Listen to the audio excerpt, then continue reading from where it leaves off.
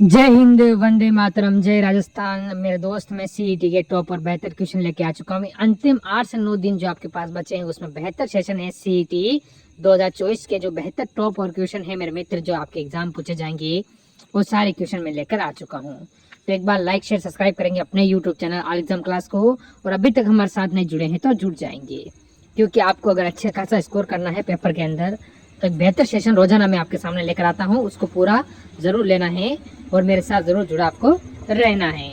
तो दोस्त, आज का जो पहला क्वेश्चन है वो देखेंगे, जो हमको ये क्या कहता है।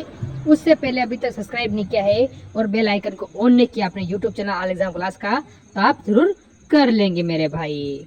वाल्मीकि ने राजस्थान के भूभाग को क्या नाम दिया था?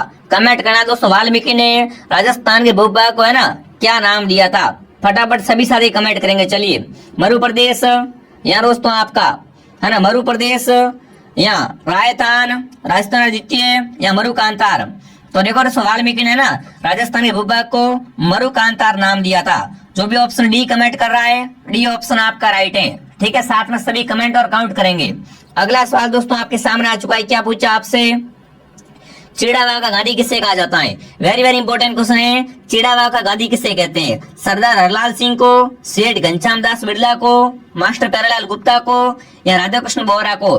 तो देखो, चिड़ावा का गांधी है दोस्तों, वो कौन है? मास्टर प्यारेलाल गुप्ता। ठीक है ना, चिड़ावा का गांधी कौन है दोस्तों? आपका मास्टर प्यारेलाल गुप्ता। आपसे पूछ रहा एग्जाम में, तो क्या रहेगा यहाँ पर? सी ऑप्शन आपका सही रहेगा। चलिए विद्यार्थियों, आगे बढ़ते हैं। अगला सवाल आपके सामने आ चुका है। राजस्थान का कौन सा क्षेत्र है वो डांग क्षेत्र के रूप में प्रसिद्ध है? बताओ भाई, राजस्थान का डांग क्षेत्र कौन सा है? देखिए, टोंक भीलवाड़ा, करौली तथा धौलपुर, बाड़मेर जैसलमेर, या जयपुर अजमेर। तो देखो, राजस्थान का डांग क्षेत्र है, उसमें आपका करौली और धौलपुर जिले आते हैं।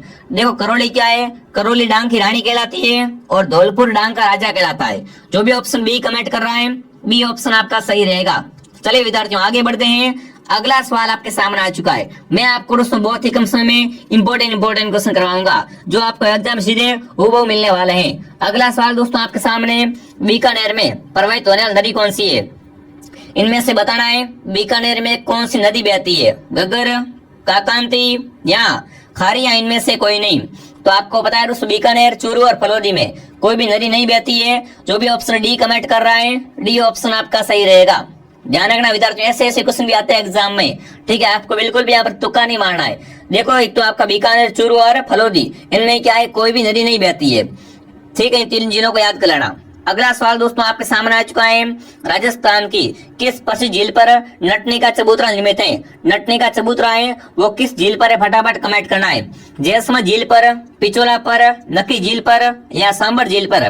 तो देखो, नटने का चबूतरा है ये पिचोला झील पर है, और पिचोला झील है वो आपकी उदयपुर में। कहाँ पर है? झीलों की नगरी उदयपुर में क्या है? पिचोला झील है। और यहाँ पर क्या बना हुआ है दोस्तों? नटने का चबूतरा बना हुआ है। जो भी विद्यार्थी ऑप्शन बी कमेंट कर रहे हैं, बी ऑप्शन आपका सही रहेगा।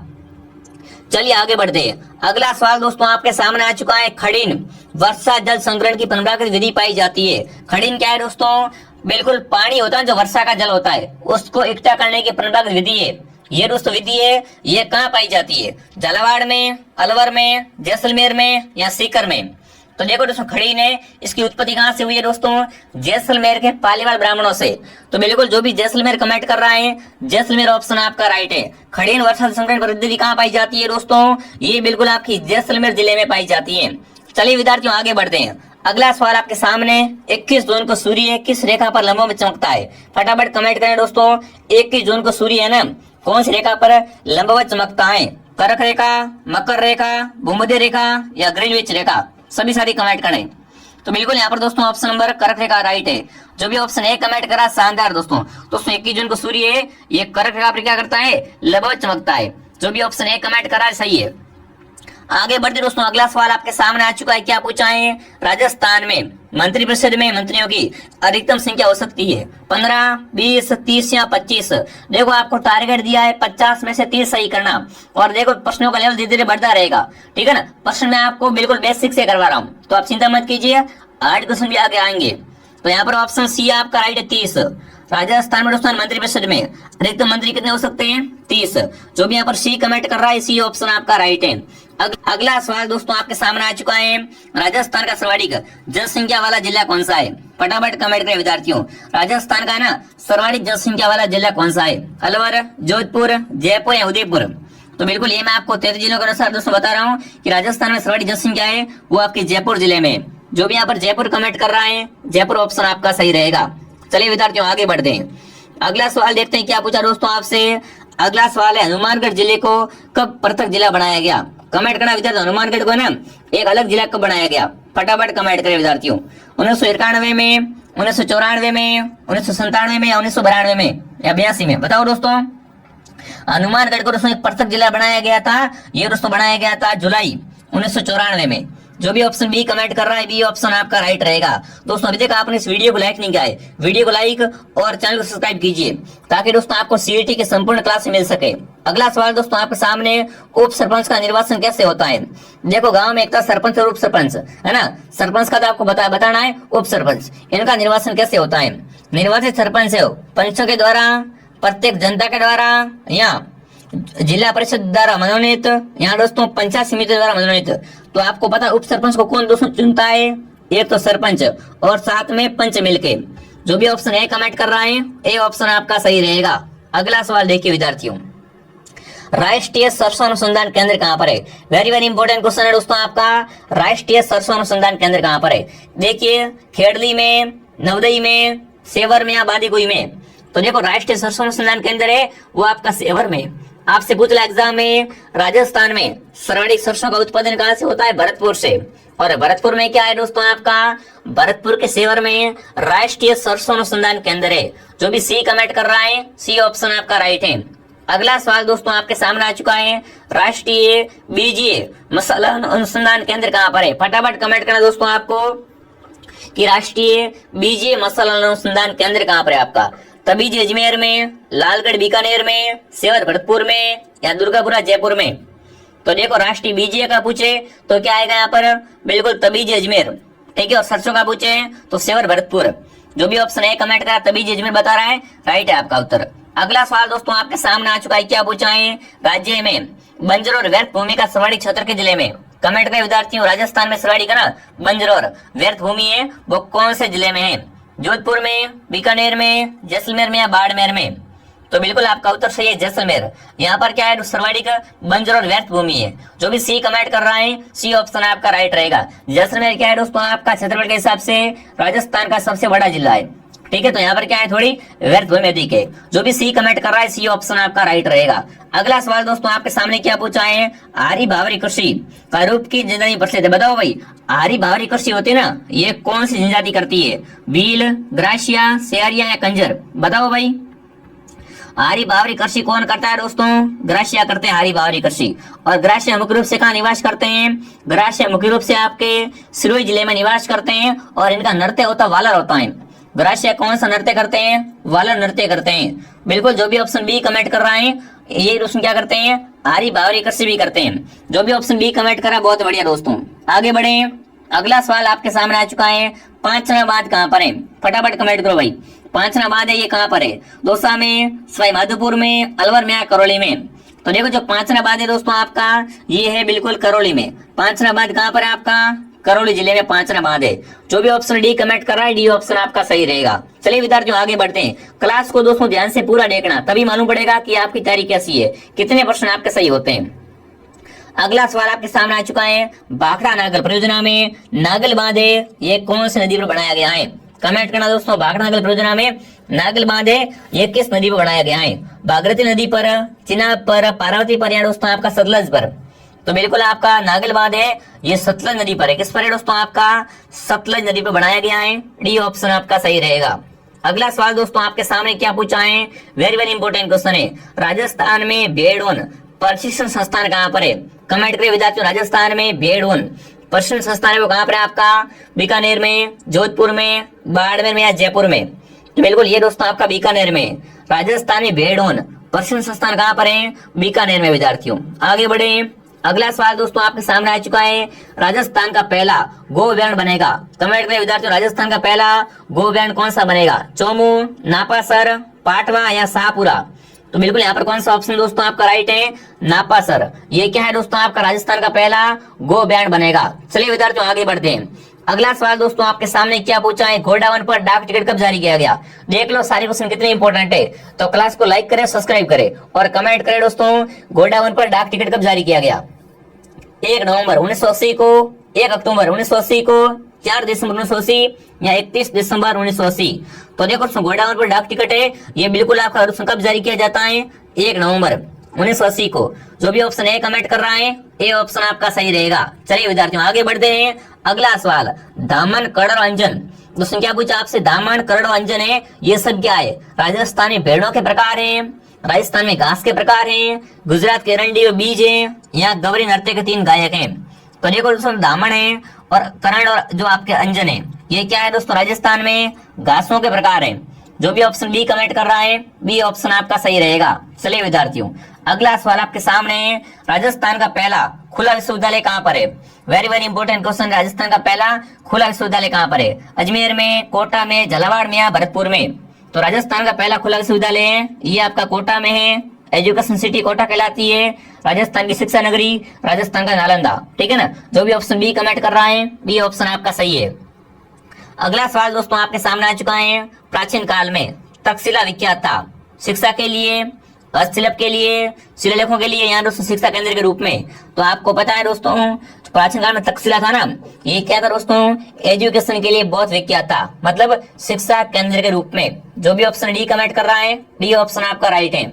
अगला सवाल आपके सामने आ चुका है दोस्तों, राजस्थान में पर्यटन है, ये सर्वाधिक किन स्थलों को देखने आते हैं? अब देखो विदेशी लोग आते हैं ना राजस्थान में, वो राजस्थान में क्या देखने को आते हैं? प्राकृतिक स्थल देखने आते हैं, वन्य जीव संरक्षण स्थल देखने आते हैं, ऐतिहासिक स्थल देखने आते हैं, या सांस्कृतिक स्थल देखने आते हैं? बताओ भाई, सर्वाधिक पर्यटन है वो दोस्तों क्या देखने आते हैं? ये ऐतिहासिक स्थल, इतिहास में जो किले बने हुए हैं, जो ऐतिहासिक स्थल है उनको देखने आते हैं। जो भी सी कमेंट कर रहा है, सी ऑप्शन आपका सही है।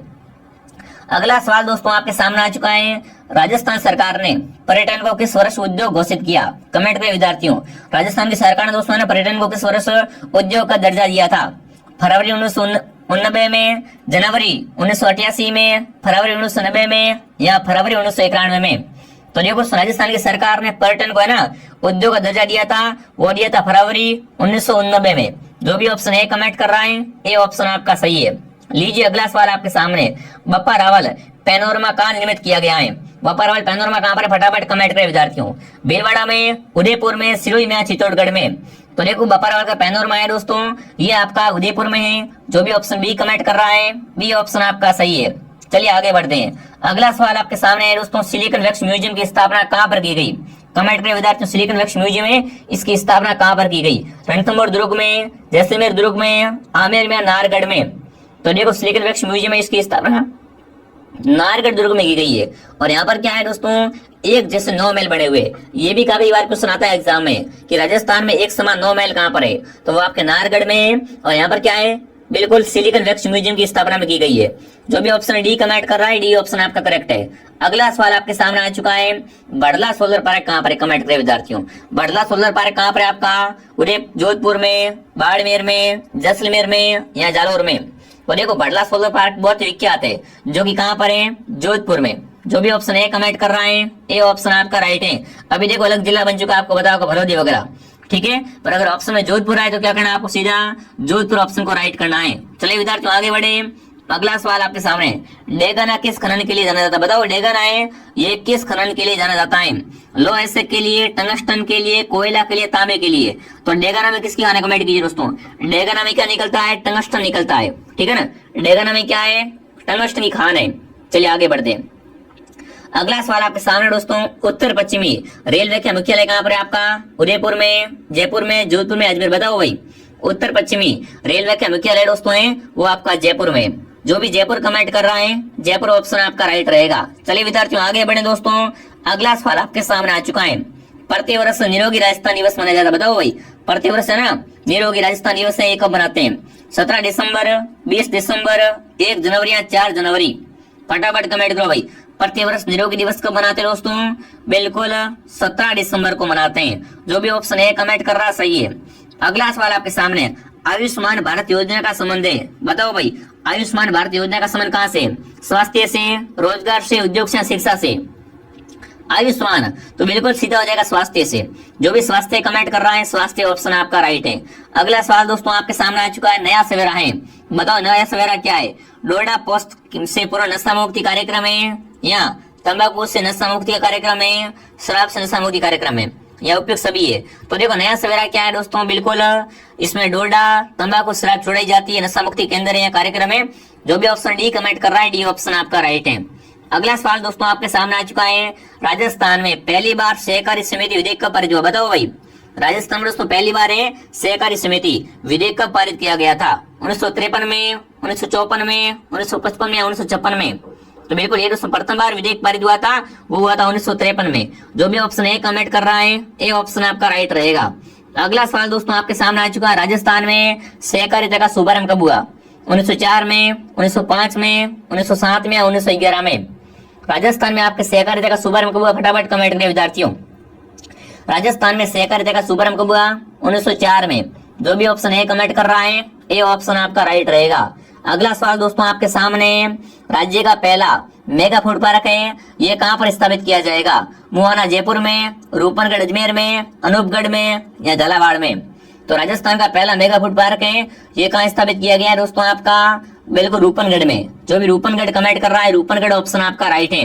अगला सवाल दोस्तों आपके सामने, राष्ट्रीय ग्रामीण आजीविका मिशन का प्रारंभ कब किया गया? बताओ भाई दोस्तों राष्ट्रीय ग्रामीण आजीविका मिशन है, इसका प्रारंभ कब किया गया था? तो बिल्कुल दोस्तों इसकी शुरुआत है वो 1 अप्रैल को होती है। कब होती है दोस्तों? 1 अप्रैल 2012 को होती है। बी ऑप्शन आपका सही है। चलिए आगे बढ़ते हैं। अगला सवाल दोस्तों पूछा है, राजस्थान के चौथे वित्त आयोग के अध्यक्ष कौन है? बताओ भाई राजस्थान के दोस्तों आपके चौथे वित्त आयोग के अध्यक्ष कौन है? प्रभा ठाकुर, बीडी कल्ला या दोस्तों माणक चंद सुराणा या BS व्यास? तो राजस्थान के दोस्तों आपके चौथे वित्त आयोग के अध्यक्ष है वो बिल्कुल कौन है विद्यार्थियों? वो है बीडी कल्ला। जो भी बीडी कल्ला कमेंट कर रहा है बिल्कुल आगे बढ़ते दोस्तों। चलिए आगे बढ़े।